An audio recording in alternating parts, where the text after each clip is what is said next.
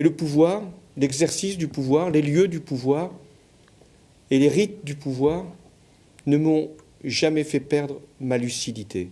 Et aujourd'hui, je suis conscient des risques que ferait courir une démarche, la mienne, qui ne rassemblerait pas largement autour d'elle.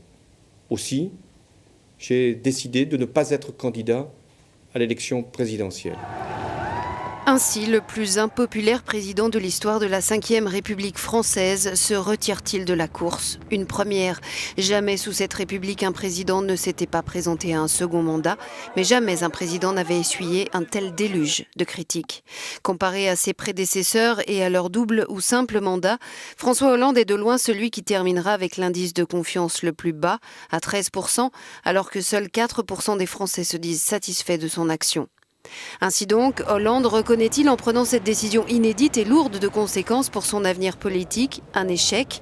L'espoir suscité après une présidence Sarkozy décriée à gauche a été laminé. Sur le front de l'économie d'abord, croissance en berne et chômage qui n'a pas significativement baissé.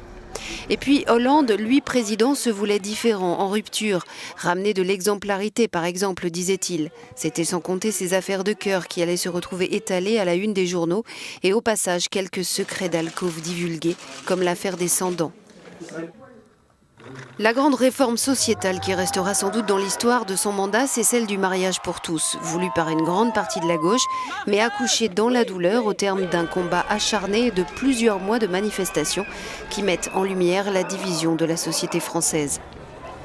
Avec la terreur qui s'abat sur la France, l'onde de choc provoquée par le massacre à Charlie Hebdo, puis les attentats du 13 novembre, l'agenda du président est bouleversé. Il faut réagir, protéger, sécuriser.